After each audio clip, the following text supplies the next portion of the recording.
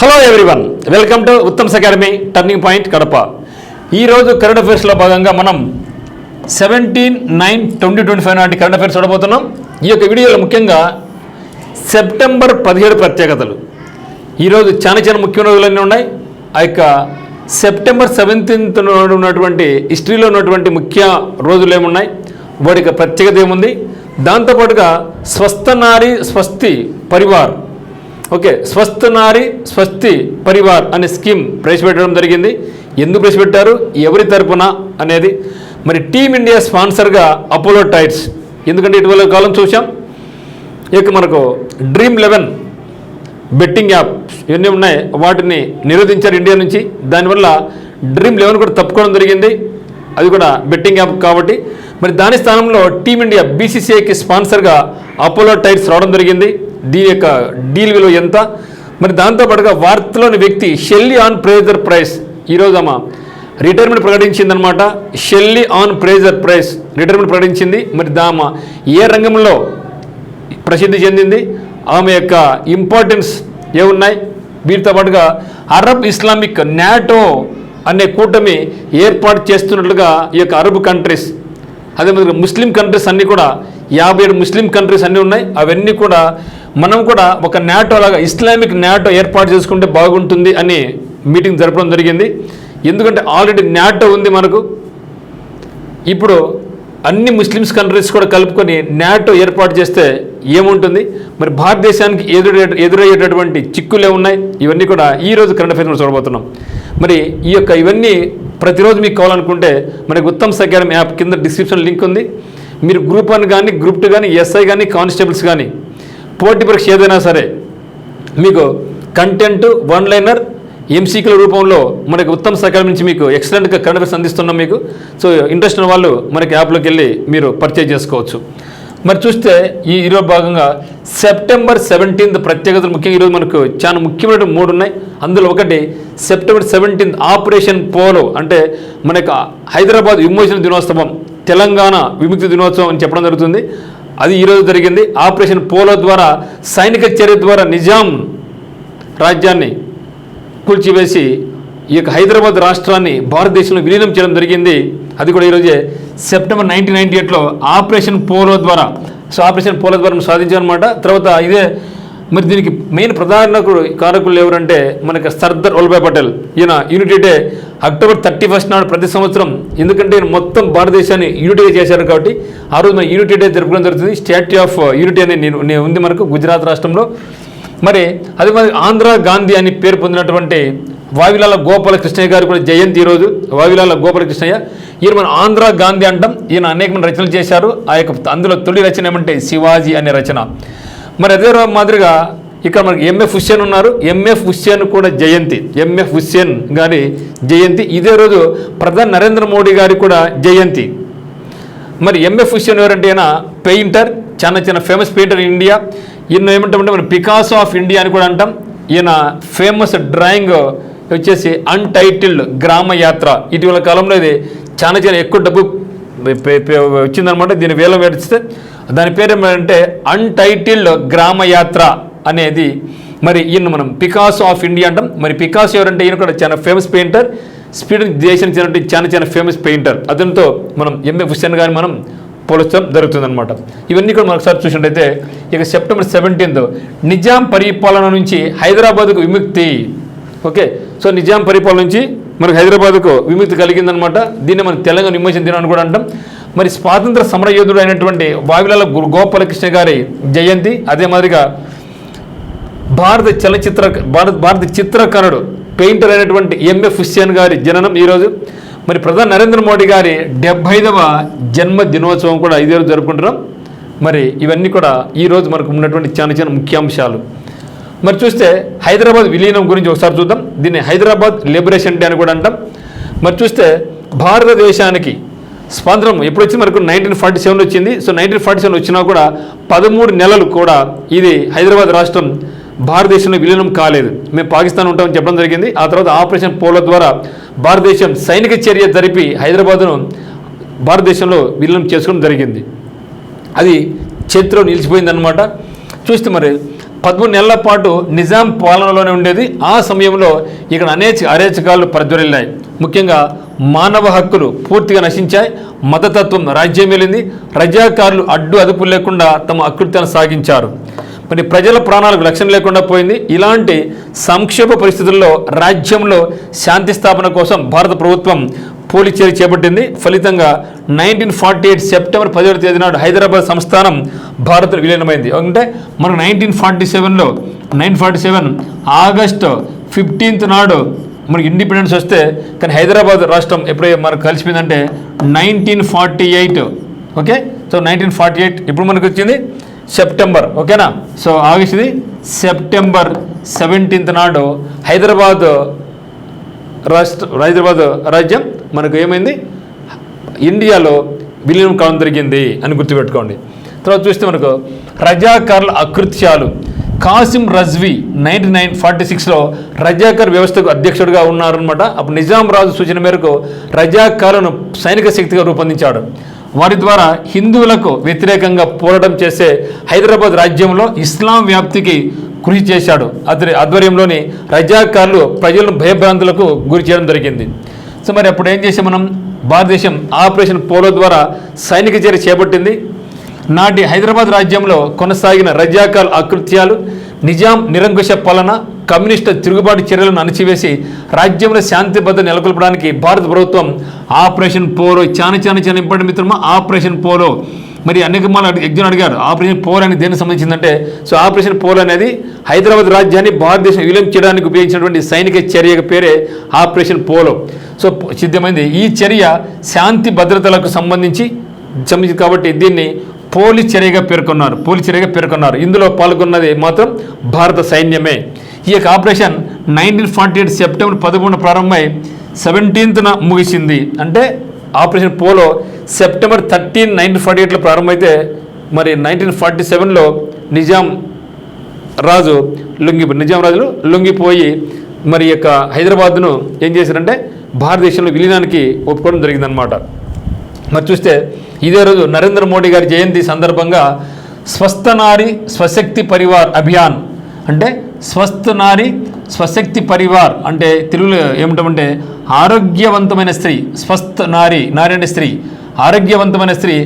Okay, స్వశక్తి అంటే ఆరోగ్యవంతమైన కుటుంబం అనే స్కీమ్ను నరేంద్ర మోడీ గారి జయంతి సందర్భంగా భారతదేశం వ్యాప్తంగా మహిళలకు, పిల్లలకు ఈ యొక్క ముఖ్యంగా ఇది రిలేటింగ్ టు మనకి హెల్త్ ఇష్యూస్ అన్నమాట. హెల్త్ అంటే 17th సెప్టెంబర్ నుంచి అక్టోబర్ 2 అంటే మహాత్మా గాంధీ గారి జయంతి వరకు ఈ యొక్క ప్రతి సంవత్సరం జరపాలనేసి నిర్ణయం తీసుకోవడం జరిగింది. ఇందులో చూస్తే ప్రారంభకులు ఎవరంటే నరేంద్ర మోడీ గారు. ఎక్కడ ప్రారంభించారంటే ప్రధాని నరేంద్ర మోదీ గారి పుట్టినరోజు సందర్భంగా సెప్టెంబర్ 17, 2025న ప్రారంభం కావడం జరిగింది. ఓకే, ఎప్పుడు ముగింపు అంటే అక్టోబర్ 2వ తేదీ 2025 గాంధీ జయంతి రోజు ముగింపు అన్నమాట.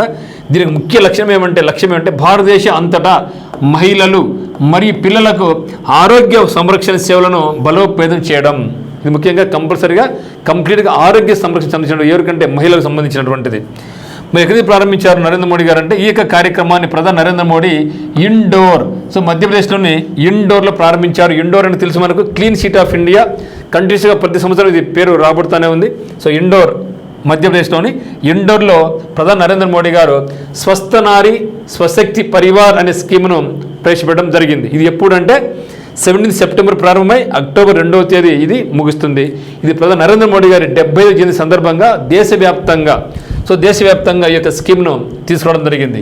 మరి ఇలా ఏం చేస్తారంటే ఆరోగ్య కుటుంబ సంక్షేమ శాఖ ఆధ్వర్యంలో, ఎవరి ఆధ్వర్యంలో, ఆరోగ్య కుటుంబ సంక్షేమ శాఖ ఆధ్వర్యంలో సెప్టెంబర్ 17వ తేదీ నుంచి అక్టోబర్ 2వ తేదీ వరకు దేశవ్యాప్తంగా సాగే ఈ యొక్క కార్యక్రమంలో భాగంగా ఆయుష్మాన్ మందిరాలు, ప్రాథమిక పట్టణ ఆరోగ్య కేంద్రాలు, సామాజిక ఆరోగ్య కేంద్రాలు, వైద్య శిబిరాలు, అవగాహన సదస్సులు ఈరోజు నిర్వహించడం జరుగుతుందన్నమాట. మరి ఇక్కడ ఏం చేస్తారంటే ముఖ్యంగా ఆరోగ్య పరీక్షలు, ఎవరికి, మహిళలకు, అందరికీ, పిల్లలకు ఆరోగ్య పరీక్షలు, రక్త పరీక్షలు, అనీమియా, డయాబెటీస్ లాంటివి, క్యాన్సర్ స్క్రీనింగ్, పోషణ సలహాలు, ఉచిత మందుల మరి చికిత్స, ఆరోగ్యంపై అవగాహన సమావేశాలు ఇవన్నీ కూడా ఈ రోజు నుంచి అక్టోబర్ 2 వరకు కొనసాగుతాయి అన్నమాట. దీనివల్ల మహిళలు వాళ్ళు ఆరోగ్యంగా ఉంటే దేశం ఆరోగ్యవంతంగా ఉంటుంది, తద్వారా భారతదేశం ముందుకెళ్తుంది అనే కోణంలో ఈ యొక్క కార్యక్రమాన్ని చేపట్టడం జరిగింది. అడగచ్చు అనమాట.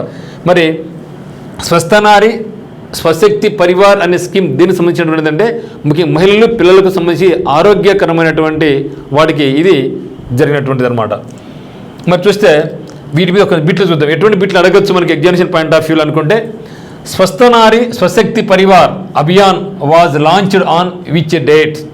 స్వస్థనారి స్వశక్తి పరివార్ అభియాన్ను ఎప్పుడు ప్రారంభించారు? ఈరోజు కదా, 17th September. Okay, 14th November, 17th September. ఇక్కడ ఆన్సర్ మనకి ఏమండి 17th సెప్టెంబర్. సో ఇది స్టార్టింగ్, 2nd అక్టోబర్ మనకి ఎండింగ్ అనమాట. మరి 14th November children's day.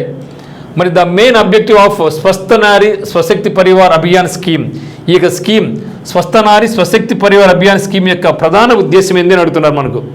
Agriculture growth, women's health protection, road development, river cleaning. ఏది మిత్రమా? సో వ్యవసాయ అభివృద్ధి, మహిళల ఆరోగ్య పరిరక్షణ, రహదారి అభివృద్ధిన, నదుల శుద్ధిన. సో మనకి ఏం మెయిన్ పర్పస్ ఏమిటి మనకి? ఇది ఉమెన్స్ హెల్త్ ప్రొటెక్షన్, మహిళలకు సంబంధించి ఆరోగ్య పరిరక్షణ గురించి ఇక్కడ మనం డిస్కస్ చేయడం జరుగుతుంది. మూడోది ఏమంటే, what is the duration of the Swasthya Nari స్వశక్తి Parivar Abhiyan? So duration ఎప్పుడు ఇది అంటున్నాడు. మొత్తం ఎంత? అది 15 days ఉంటుంది అనమాట, 15 రోజుల ప్రోగ్రామ్. ఓకే, 17 సెప్టెంబర్ నుంచి 2nd అక్టోబర్ వరకు మొత్తం 15 రోజుల పాటు ఈ యొక్క కార్యక్రమం మనకు జరుగుతుంది. మరి the slogan Swasthnari Swashakti Parivar relates to, Swasthnari Swashakti Parivar అనేది దేనికి నినాదం అని అడుగుతున్నాడు. అంటే ఈ యొక్క బిట్స్ అన్ని కూడా రాబోయే ఎగ్జామినేషన్లో అడిగే అవకాశం ఉంది అనమాట. మహిళా విద్య, మహిళా ఆరోగ్యం, మహిళా రక్షణ, మహిళా ఉపాధి. So women education, women health, women's safety, women's employment. ఏది మిత్రమా answer? So women's health. So women's health అనమాట. నెక్స్ట్ క్వశ్చన్ నెంబర్ 5 చూస్తే, which ministry is responsible for Swasthya Nari స్వశక్తి Parivar scheme? ఇక స్వస్థ నారీ స్వశక్తి పరివార్ సంబంధించి ఒక పథకానికి బాధ్యత వహించే మరి కేంద్ర మంత్రిత్వ శాఖ పేరు ఏమడుతున్నాడు? So minister of women and child development, minister of health and family welfare, minister of rural development, minister of human resource development. ఏది మిత్రమా? So minister of health and family welfare. Minister of health and family welfare అనేది దీని యొక్క main responsible అనమాట. So ఇది మనకు రాబోయే ఎగ్జామినేషన్లో ఖచ్చితంగా అడిగే అవకాశం ఉన్నటువంటి బిట్ అనమాట ఇది. మరి నెక్స్ట్ వన్, టీమిండియా ప్రధాన స్పాన్సర్గా అపోలో టైర్స్, ఒప్పంద విలువ 579 crores. చాలా చాలా చాలా ఇంపార్టెంట్ అనేది.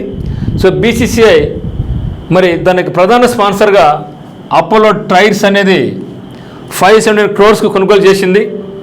ఇందుకు మనకి ఏముందంటే డ్రీమ్ 11. సో డ్రీమ్ 11లో మనకు ఈ యొక్క డీల్ అనేది మనకు రద్దు అయిపోయింది. ఎందుకంటే ఆన్లైన్ గేమింగ్ అనేది కేంద్ర ప్రభుత్వం ఏం చేసిందంటే ఇప్పుడు దాన్ని రద్దు చేసింది.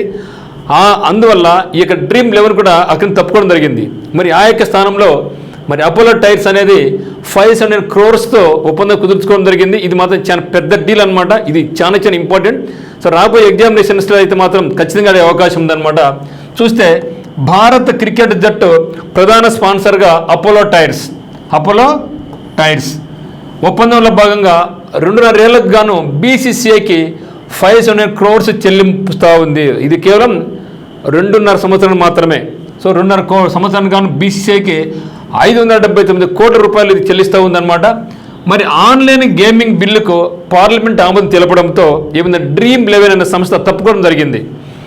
తప్పుకోవడమే కాదు, దాదాపుగా 4 గేమింగ్ ఈ యొక్క స్టార్టప్లు వచ్చేసి ఏమంటే యూనికాన్ సంస్థలు కూడా, యూనికాన్ సంస్థ 4 ఆన్లైన్ ఈ యొక్క గేమింగ్ బయటికి వెళ్ళిపోవడం జరిగింది. యూనికాన్ సంస్థలు కూడా అంటే అంత ఎఫెక్ట్. సో కేంద్ర ప్రభుత్వానికి దాదాపు 30,000 కోట్ల పైసలు ట్యాక్స్ కడుతూ ఉన్నారు. అయినా కూడా సెంట్రల్ గవర్నమెంట్ దాన్ని కాదనేసి చాలామంది తెలియని అమాయకులందరూ కూడా, ముఖ్యంగా యువత ఈ యొక్క ఆన్లైన్ బెట్టింగ్లకు అలవాటు పడి 1,000 కోట్ల రూపాయలు పోగొట్టుకుంటున్నారు. ఇది మంచిది కాదనే ఉద్దేశంతో గవర్నమెంట్ లాభం అయినప్పటికీ దాన్ని రద్దు చేయడం జరిగింది. మరి ఆన్లైన్ గేమింగ్ బిల్లుకు పార్లమెంట్ ఆమోదం తెలపడంతో గతంలో టీమిండియాకు స్పాన్సర్గా వ్యవహరించినటువంటి డ్రీమ్ 11, ఇది కూడా చాలా ఇంపార్టెంట్ బిట్ మిత్రమా. సో డ్రీమ్ 11 ఒప్పందం రద్దయింది. అడగదనమాట ఈ యొక్క అపోలో టైర్స్ ఒప్పందం కుదరచ్చు కదా. మరి అపోలో టైర్స్కి ఒప్పందం కుదర్చక ముందు ఈ యొక్క బీసీసీఐకి ఎవరు స్పాన్సర్గా ఉన్నారు అని అడగచ్చు అనమాట. ఏం చెప్పడం? డ్రీమ్ 11 అనే గేమింగ్ యాప్, ఓకే. మరి ఇకపై అపోలో టైర్స్ ప్రధాన స్పాన్సర్గా వ్యవహరిస్తుందన్నమాట. మరి చూస్తే అపోలో టైర్లతో ఒప్పంద కాలంలో భారత జట్టు మొత్తం 121 అంతర్జాతీయ మ్యాచ్లు ఆడుతుంది. ఈ యొక్క 2.5 yearలో 121 ఇంటర్నేషనల్ మ్యాచెస్, 21 ఐసీసీ మ్యాచ్లు కూడా ఆడుతుంది. గతంలో డ్రీమ్ 11 358 crores, సో 358 crores రూపాయలు కాగా ఇప్పుడు అపోలో 500 crores రూపాయల ఒప్పందం అనమాట. చూడండి, సో ఇది కూడా భారీగా పెరిగింది. దాదాపుగా 200 కోట్ల రూపాయల పైచులకు ఇంకా ఎక్కువ ఆర్జించింది బీసీసీఐ. సో అపోలో టైర్స్ చాలా ప్రముఖమైన సంస్థ. సో డ్రీమ్ 11లో ఒప్పందం ఉన్నటువంటి 358 crores-తో ఉంటే ఇప్పుడు ఇక అపోలో టైర్స్ అనేది 500 కోట్ల రూపాయలకు ఇక బీసీసీఐకి ఈ యొక్క ఒప్పందాన్ని కొనుగోలు చేయడం జరిగింది. ఇది ఎంతవరకు ఉంటుందంటే 2028 మార్చి వరకు ఈ యొక్క ఒప్పందం అమల్లో ఉంటుంది. మరి ఈ యొక్క బిడ్లో ఏ సంస్థలు పాల్గొనంటే మొత్తం 4 సంస్థలు పాల్గొంటే 3 సంస్థలు, దాంట్లో ఎక్కువ బిడ్ వేసిందంటే Apollo tyres. So Apollo tyres 500 కోట్ల రూపాయలకు బిడ్ వేయడం జరిగింది. మరి కాన్వా కంపెనీ వచ్చేసి 544 crores రూపీస్ అనమాట. జేకే సిమెంట్స్ వచ్చేసి 479 crores. మరి ఏ సంస్థ అయితే ఎక్కువ బిడ్ వేస్తుందో ఆ యొక్క సంస్థకి హక్కులు దక్కుతాయి. కాబట్టి ఈ అన్ని కంపెనీల్లో అపోలో టైర్స్కు 500 కోట్లకు బిడ్ వేయడంతో ఈ యొక్క హక్కులన్నీ కూడా అపోలో టైర్స్ దక్కించుకోవడం జరిగింది. మరి బీసీసీ యొక్క కార్యదర్శి ఎవరు ఇప్పుడు మనకంటే దేవజిత్ సైకియా బీసీసీఐకి ప్రధాన కార్యదర్శిగా ఇప్పుడు కొనసాగుతూ ఉన్నారు. నెక్స్ట్ చూస్తే వార్తల్లోని వ్యక్తి షెల్లీ ఆన్ ప్రేజర్ ప్రైస్. చాలా important personality. 100 meters running race sprint అంటే మనకు గుర్తుకొచ్చేది జమైకా కంట్రీ. అది జమైకా కంట్రీలోనే అటు మేల్ అయితేనేమి ఇటు ఫీమేల్ అయితేనేమి అనేక ఈ యొక్క అథ్లెటిక్స్లో ఈ యొక్క దేశం చాలా ముందుంటుంది. ఉసేన్ బోల్ట్ అయితేనేమి పురుషుల విభాగంలో, మరి షెల్లీ అయితేనేమి వీళ్ళు కూడా జమైకా కంట్రీకి చెందిన వాళ్ళే. మరి వీళ్ళు ఒక రికార్డు వెలిగారనమాట. ఈరోజు తనకి రిటైర్మెంట్ ప్రకటించింది షెల్లీ ఆన్ ప్రైజర్. చిన్న వయసులోనే నిరుపేద కుటుంబం నుంచి వచ్చినటువంటి షెల్లీ, చాలా నిరుపేద కుటుంబం నుంచి వచ్చే షెల్లీ ఇక ట్రాక్లో అందరినీ ఆకర్షిస్తూ ఈవెన్ మ్యారేజ్ అయ్యి పిల్లలు పుట్టిన తర్వాత కూడా తన యొక్క కెరీర్ని కొనసాగించి పథకాలు సాధించేది గ్రేట్నెస్ ఆఫ్ షెల్లీ అనమాట. మరి మనకు ఈ యొక్క 100 మీటర్ల ట్రాక్ అంటానే మనకు గుర్తుకొచ్చేది మహిళల విభాగంలో షెల్లీ, అది పురుషుల విభాగంలో అయితే మాత్రం మనకు ఉసేన్ బోల్ట్లు మనకు గుర్తుకొస్తారు. మరి ఈ యొక్క ఇంపార్టెంట్ పర్సనాలిటీ ఈరోజు మరి తనకు కెరీర్కు రిటైర్మెంట్ ప్రకటించింది. ఏజ్ దృష్ట్యా మరి ఇంకా రన్నింగ్ చేయలేదు కాబట్టి మరి చాలా ఇంపార్టెంట్ పర్సన్. మెయిన్ ఇంపార్టెంట్ ఏమంటే మ్యారేజ్ కన్నా ముందు పథకాలు సాధించింది. సో మ్యారేజ్ తర్వాత పిల్లలు పుట్టిన తర్వాత కొంచెం బ్రేక్ ఇచ్చి మళ్ళీ కంటిన్యూ చేసి మళ్ళీ పథకాలు సాధించింది. అదే ఈ యొక్క షెల్లీ యొక్క ఇంపార్టెంట్. ఓకే, మరి షెల్లీ ఆన్ ప్రేజర్ ప్రైస్ గుర్తుపెట్టుకోండి. ప్రైజ్ చాలా మంచి ప్రైజ్ అని గుర్తుపెట్టుకోండి. Okay, Shelly Ann Fraser Pryce అనమాట.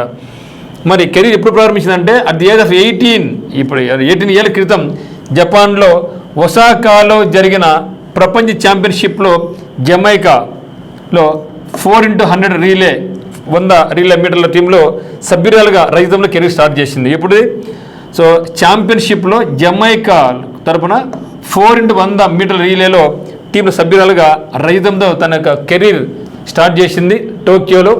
మరి కెరీర్ ఎప్పుడు ముగించిందంటే మళ్ళీ టోక్యోలోనే 2025 సెప్టెంబర్ 16వ తేదీన జపాన్లోనే. సో తన కెరీర్ స్టార్ట్ చేసింది జపాన్లోనే, సో ముగించింది కూడా జపాన్లోనే. జమైకా దేశానికి చెందినటువంటి షెల్లీ తన ప్రధాన ఈవెంట్ ఏమంటే ట్రాక్ చరిత్రలో అత్యుత్తమ అథ్లెట్ల ఒకరిగా గుర్తించిన 100 మీటర్ల పరుగుల్లో పాల్గొని 6వ స్థానం నిలిచింది ఇప్పుడు లాస్ట్లో కూడా.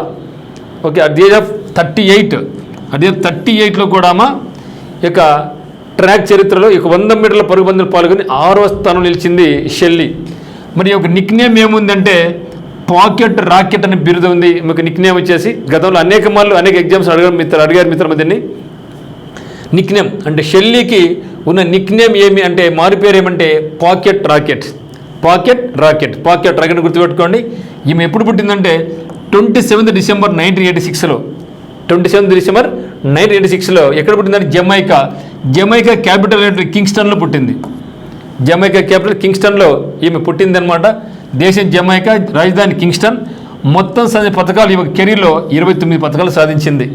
29, అందులో ఒలింపిక్స్లో 8, వరల్డ్ ఛాంపియన్షిప్లో మొత్తం 16, అన్నీ కలుపుకొని గోల్డ్, సిల్వర్, బ్రాంజ్ అన్నీ కలుపుకుంటే మేము మొత్తం 24 పథకాలు అంటే 2 డజన్లు మెయిన్ దాంట్లోనే.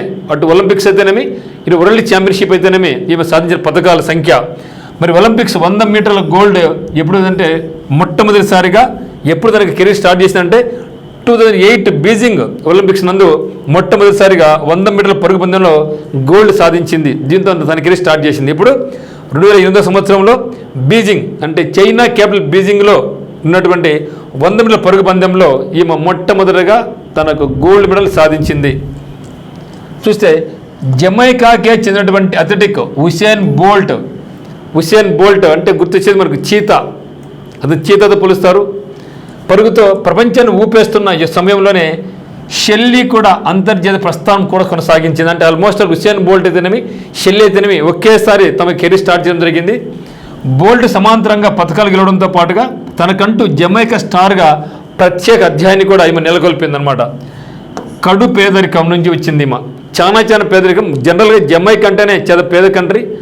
మరి జమైకా కంట్రీస్ నుంచి ఎక్కువ మంది ఈ యొక్క అథ్లెట్స్ వస్తూ ఉంటారు. ముఖ్యంగా 100 మీటర్లు రిలే అయితేనేమి 200 మీటర్స్ అయితేనేమి. సో జమైకా కడు పేదరికం నుంచి వచ్చినటువంటి ఈ యొక్క స్థాయికి ఎదిగింది షెల్లీ.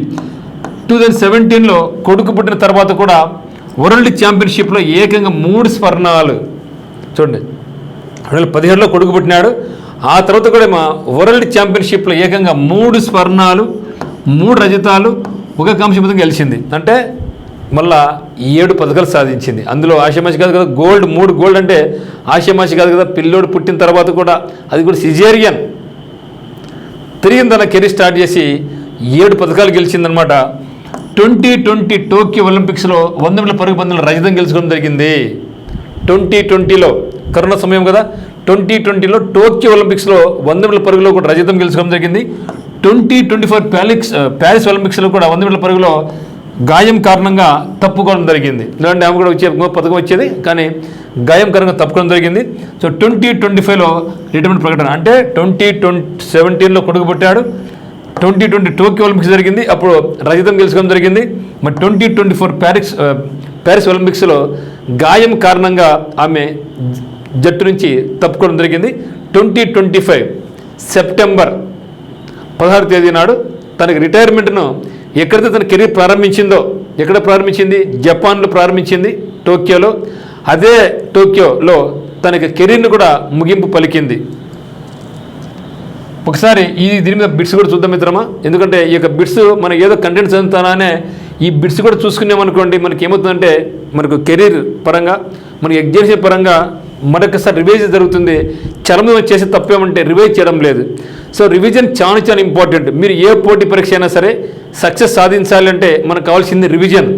దురదృష్టం ఏమంటే ఇప్పుడు ఉన్నటువంటి మీరు చాలామంది రివిజన్ చేయడం లేదు. సో ఇంపార్టెంట్ ఇవ్వండి మిత్రమా. ప్రతిరోజు కూడా కనీసం మీరు మార్నింగ్ ఏమైతే చదివినారో నైట్ పడుకునే ముందు ఒక హాఫ్ అన్ అవర్ నుంచి 1 గంట సమయం అయితే మాత్రం మీరు కేటాయించండి. యాజ్ ఏ ఉత్తమ్స్ అకాడమీ మెంబర్స్గా మీరు కంపల్సరీగా ఈ రూల్ ఫాలో అవుతారనేసి నేను కోరుకుంటున్నా. మరి షెల్లీ యాన్ ఫ్రేజర్ ప్రైజ్, ఈ పూర్తి పేరు అనమాట. Shelly Ann Fraser Pryce often called the pocket rocket represents which country in athletics. So pocket rocket అని పిలువబడే షెల్లీ ఆన్ ఫ్రేజర్ ప్రైజ్ ఏ దేశానికి ప్రాతినిధ్యం వహిస్తుంది? USA, Jamaica, Canada, Great Britain. So అందరూ అమెరికా అనుకుంటారు, ఎందుకంటే అమెరికా నుంచి చాలా మంది అథ్లెట్స్ ముందుకు వస్తుంటారు కాబట్టి. కానీ ఈమె జమైకా దేశం చెందినటువంటిది. జమైకా కంట్రీకి జమైకా క్యాపిటల్ కింగ్స్టన్ గుర్తుపెట్టుకోండి.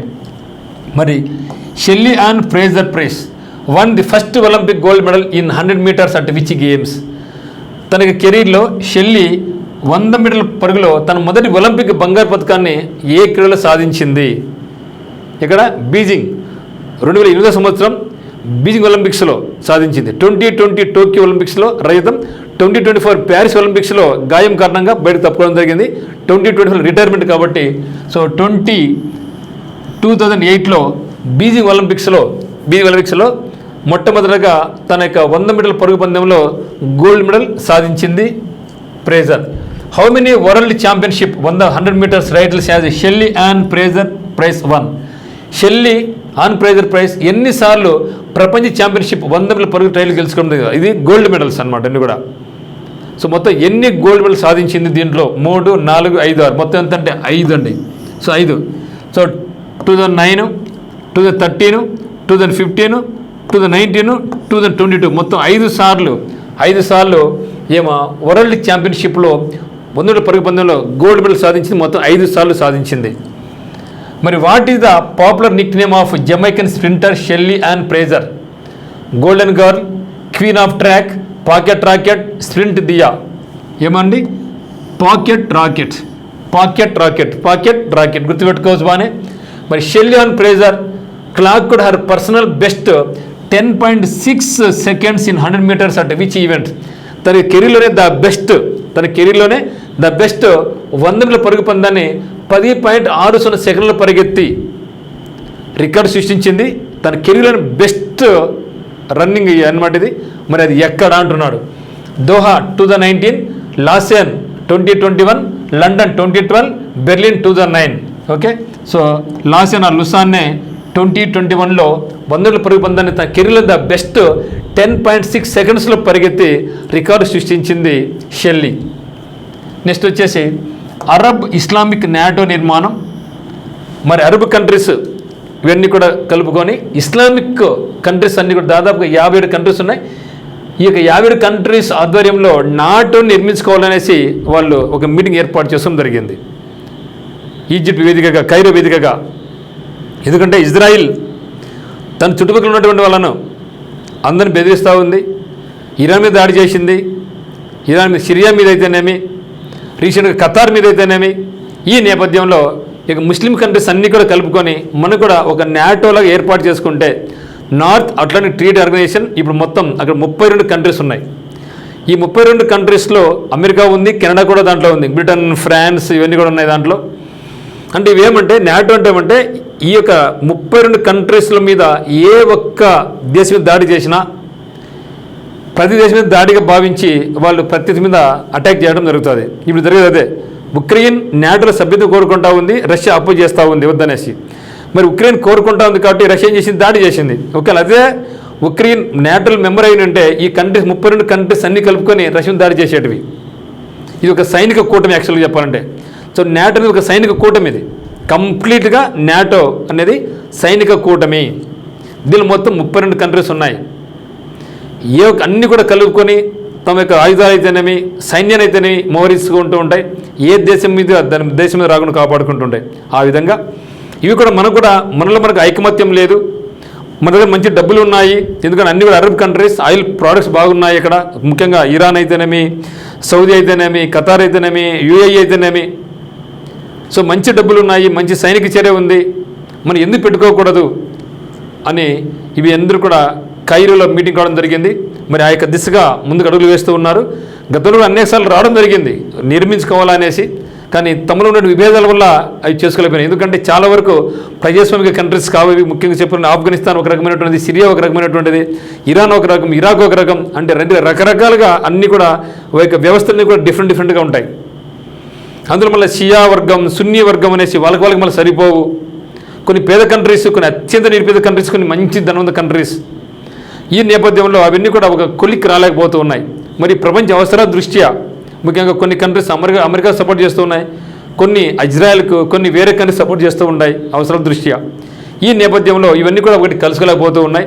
ఒకవేళ నాటో అంటే ఈ యొక్క ఇస్లామిక్ కంట్రీస్ అన్నీ కూడా నాటోకి ఏర్పడితే భారతదేశం దెబ్బనంటే భారతదేశం మీద కూడా కొంచెం దెబ్బ పడే అవకాశం ఉంటుంది. ఎందుకంటే మనం ఎప్పుడు కూడా పాకిస్తాన్ ఎప్పుడు కూడా మన రైవల్స్ కాబట్టి, ఆర్క్ రైవల్స్ కాబట్టి మనం ఎప్పుడు పోటాడు చేస్తూ ఉంటాం.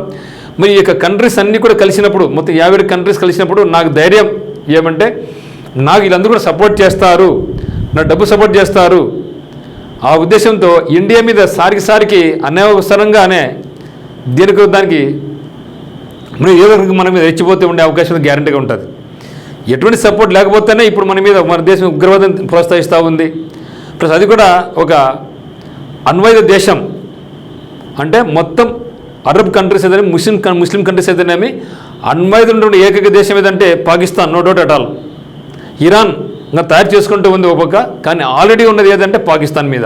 పాకిస్తాన్ దగ్గర అణుబాంబులు ఉన్నాయి, ఇండియా దగ్గర కూడా ఉంది.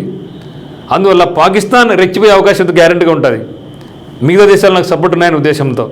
అది వరకు చెప్పాలంటే మనకు దెబ్బనే, మనకే కాదు అన్ని దేశాలకు దెబ్బనే. అందువల్ల అవి కూటమి కట్టే అవకాశం తక్కువగానే ఉంటుంది. మరి చూద్దాం ఏం జరుగుతుందో. మొత్తానికి అయితే మాత్రం ఎప్పుడో చేయాల్సిన పని ఇప్పుడు మరొక స్టెప్ పడింది. మరి ఇప్పుడు ఇటీవల కాలంలో మళ్ళీ వార్తలకి ఇది రావడం జరిగింది.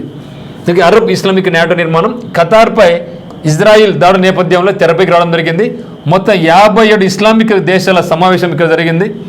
కానీ అంత సాధ్యం కాకపోవచ్చు అని అంటున్నారు. కారణం ఏంటంటే తమ స్వీయ ప్రయోజనాల దృష్ట్యా. ఎందుకంటే కొన్ని కంట్రీస్ ఏమో ఇండియాకు దగ్గరగా ఉన్నాయి, కొన్ని కంట్రీస్ ఏమో అమెరికా దగ్గరగా ఉన్నాయి, కొన్ని కంట్రీస్ ఏమో ఇజ్రాయెల్కు, కొన్ని కంట్రీస్ ఏమో చైనాకు అనుకూలంగా ఉన్నాయి, కొన్ని కంట్రీస్ ఏమో రష్యాకు అనుకూలంగా ఉంటాయి. ఎందుకంటే ఒకే కమ్యూనిటీ ఒకే రిలీజన్ అయినప్పటికీ ఖచ్చితంగా సపోజ్ చూసామనుకోండి, పాకిస్తాన్కు ఆఫ్ఘనిస్తాన్ పడదు, పాకిస్తాన్కు ఇరాన్కు పడదు. అదేవిధంగా పక్కన ఉన్న కంట్రీస్ ఖచ్చితంగా విభేదాలు ఖచ్చితంగా ఉంటాయి. ఎప్పుడైనా ఇవన్నీ కూడా ఏముంటాయి, వన్ టైప్ ఆఫ్ దాయాదుల పోర్ అని చెప్తున్నాం కదా. సో అన్నీ కూడా కలిసి కొట్టడానికి చాలా కష్టం ఇది. ఓకే, మరి 57 ముస్లిం దేశాలు, అందులో 22 Arab countries, league of Arab nations అని కూడా ఉంది మనకు. సో అరబ్ లీగ్ అని ఉంది, దాన్ని లీగ్ ఆఫ్ అరబ్ అంటాం. దాంట్లో మొత్తం 22 దేశాలు అన్నీ కలుపుకుంటే మొత్తం 57 ముస్లిం కంట్రీస్ ప్రపంచంలో ఉన్నాయన్నమాట. ఎక్కడ సమావేశం అయ్యాయంటే ఖతార్ రాజధాని దోహా, నేను టోక్యో అని చెప్పడం జరిగిందా, నేను అనుకున్నాం ఈజిప్ట్ కైరో అనుకున్నాం, కైరో కాదు ఖతార్. ఓకే, ఎక్కడ సమావేశం అంటే ఖతార్ రాజధాని దోహాలో, ఖతార్ రాజధాని దోహాలో అందరూ కూడా సమావేశం కావడం జరిగింది. దీనికి ముఖ్య ఉద్దేశం ఏమంటే ఏ ఒక్క ముస్లిం దేశంపై దాడి చేసినా, ఇప్పుడు ఇజ్రాయిల్ ఇరాన్ మీద చేసింది, సిరియా మీద చేసింది, ఖతార్ మీద చేసింది, ఓకే దాడి చేసిన, అది తమ అందరిపై దాడి చేసినట్లేనని సమిష్టిగా సమాధానం చెప్పాలని గట్టిగా హెచ్చరించాయి. కైరో వేదికగా అరబ్ నాటో కార్యాలయం ఏర్పాటు చేద్దామని ఈజిప్ట్ ప్రతిపాదించింది. అప్పుడే లుక్కులు ఉంటాయి. అంటే ఒక పక్క పాకిస్తాన్ ఉంటుంది, నా దగ్గర అనుభవం ఉంది కదా, నేను ప్రపంచం ముస్లిం నేను లీడ్ చేస్తానంటుంది. ఒక తుర్కియా ఉంది, తుర్కీ ఏమంటుంది, నేను గొప్ప వీరుని అని ఎక్కడ సంఘటన జరిగిన కూడా తన ముందు ఉంటుంది. ముఖ్యంగా భారతదేశం ఏమైనా జమ్మూ కాశ్మీర్ ఏ చిన్న సంఘటన జరిగినా కూడా జమ్మూ కాశ్మీర్లో అది ముందుకు వస్తుంది, పాకిస్తాన్ ముందు అది వస్తుంది. అంటే ఒక పక్క వాళ్ళు నేను లీడ్ చేయాలంటాడు, ఒక పాకిస్తాన్ని లీడ్ చేస్తానంటుంది, ఒక సౌదీ అక్కడ డబ్బులు ఉంది కదా అని సౌదీ అంటుంది, యుఏఈ అంటుంది. అట్లా వాళ్ళ మధ్య విభేదాలు చాలా దండిగా ఉన్నాయన్నమాట. మరి కైరో వేదికగా ఏం చెప్తుంది, అరబ్లో నాటో కార్యాలయం ఏర్పాటు చేద్దామని ఈజిప్ట్ ప్రతిపాదించింది. ఈజిప్ట్ రాజధాని కైరో. ఇదే చెప్తుందంటే అరబ్ నాటో కార్యాలయాన్ని మా దేశంలో ఏర్పాటు చేయాలని చెప్తా ఉంది. ఈ అరబ్ నాటోకు 20,000 మంది సైనికులను నియమిస్తానని చెప్తా ఉంది. సో మా దేశం ఏర్పాటు చేసి నేను 20,000 మంది సైన్యాన్ని నేను పంపిస్తానని చెప్తా ఉంది. Egyptian 4 star, okay Egyptian 4 star జనరల్కు నేను ప్రారంభ కమాండర్ నియమిస్తామని చెప్తా ఉంది. Saudi Arabia, Turkiye, Iran, Iraq, Kuwait, ముఖ్యంగా ఇక ఇరాకు కువైట్కు సరిగా పడదు, Qatar, Egypt, Indonesia, Malaysia, Pakistan సహా 50కి పైగా అంటే 57 దేశాలు అరబ్ నాటోలో భాగం అయ్యే అవకాశాలు ఉన్నాయి. ముస్లిం దేశాల అతిపెద్ద బలహీనత ఏమంటే వారి వద్ద తగిన సైన్యం లేకపోవడం కాదు, సైన్యం ఉంది, డబ్బులు ఉంది, సైన్యం ఉంది, కానీ అంతర్గత కలహాలు, ఇంటర్నల్ డిస్టర్బెన్సెస్. అదే మాదిరిగా సున్నీ ప్రాబల్యం సౌదీ అరేబియాలో ఎక్కువగా ఉంటే షియా ప్రాబల్యం ఇరాన్లో ఉంది. అంటే మళ్ళీ ఇక సున్నీలకు షియాలకు మళ్ళీ పడదు. సో అందువల్ల అవి ఎప్పుడు కూడా పరోక్షంగా డైరెక్ట్గానే వాళ్ళు యుద్ధాలు చేసుకుంటూ ఉంటారన్నమాట.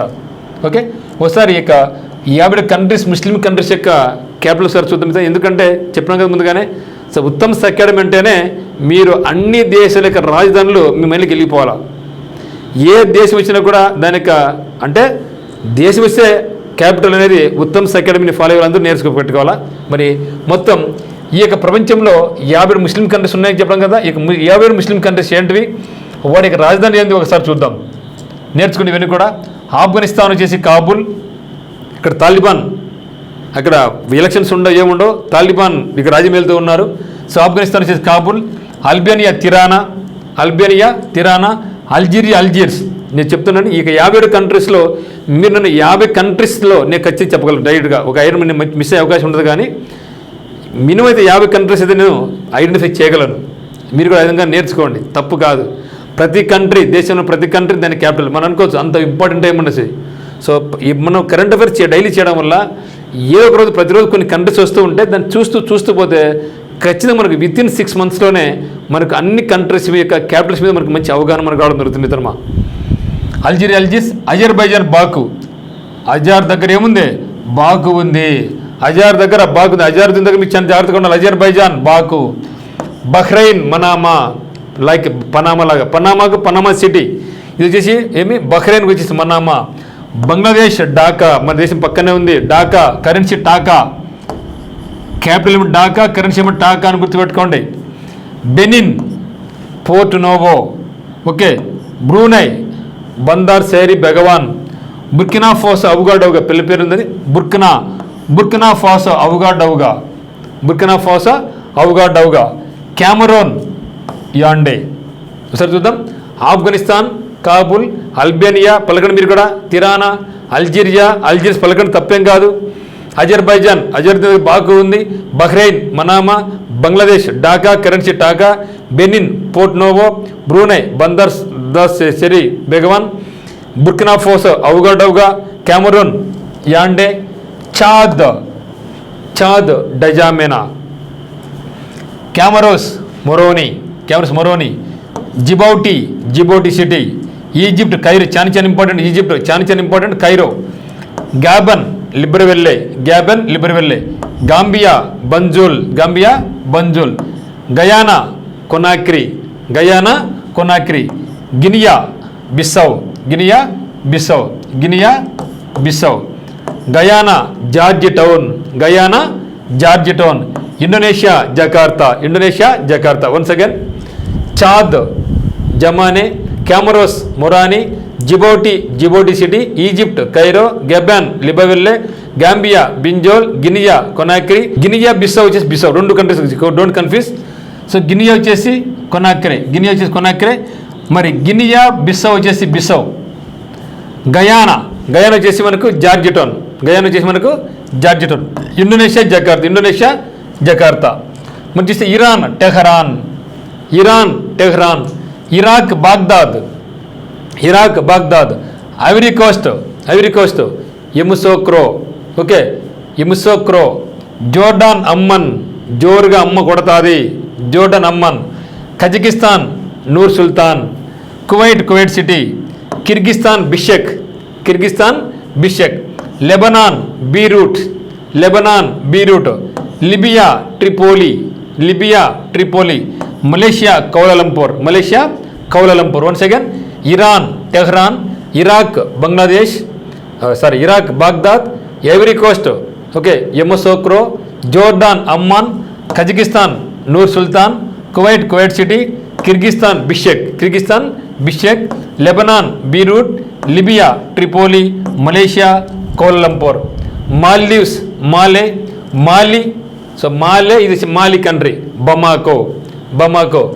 దెన్ మారిటేనియా వచ్చేసి Nouakchott, Morocco Rabat. Then Mozambique Maputo, Niger Niamey, Nigeria Abuja, Oman Muscat, Pakistan Islamabad, Palestine. Once again, Maldives Mali Bamako, then Mauritania Nouakchott, Morocco Rabat, Mozambique Maputo, Niger Niamey, Nigeria Abuja, Oman Muscat, Pakistan Islamabad, then Palestine. Qatar Doha, ఇప్పుడు జరిగిన సమావేశం ఎక్కడ? Qatar Doha, Saudi Arabia Riyadh, Senegal Dhaka, then Sierra Leone, Freetown, Somalia Mogadishu, Sudan Khartoum, Suriname Paramaribo, Syria Damascus, Syria మీద కూడా Israel దాడి చేసింది, Syria Damascus, Tajikistan Dushanbe, Togo Lome. So once again, Qatar Doha, Saudi Arabia Riyadh, Senegal Dakar, Sierra Leone Freetown, Somalia Mogadishu, Sudan Khartoum, Suriname Paramaribo, Syria Damascus, Tajikistan Dushanbe, then Togo Lome. So Tunis, Turkey Ankara, దీన్ని Turkiye అని కూడా అంటాం ఇప్పుడు, Turkey Ankara, then Turkmenistan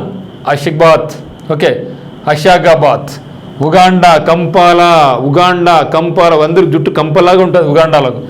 UAE United Arab Emirates Abu Dhabi, Uzbekistan Tashkent ఒప్పందం జరిగింది మనకు. Uzbekistan రాజధాని తాష్కెంట్లో Tashkent agreement ఎవరి మధ్య జరిగింది? భారతదేశానికి పాకిస్తాన్ మధ్య తాష్కెంట్ ఒప్పందం జరిగింది, తాష్కెంట్ అగ్రిమెంట్ జరిగింది.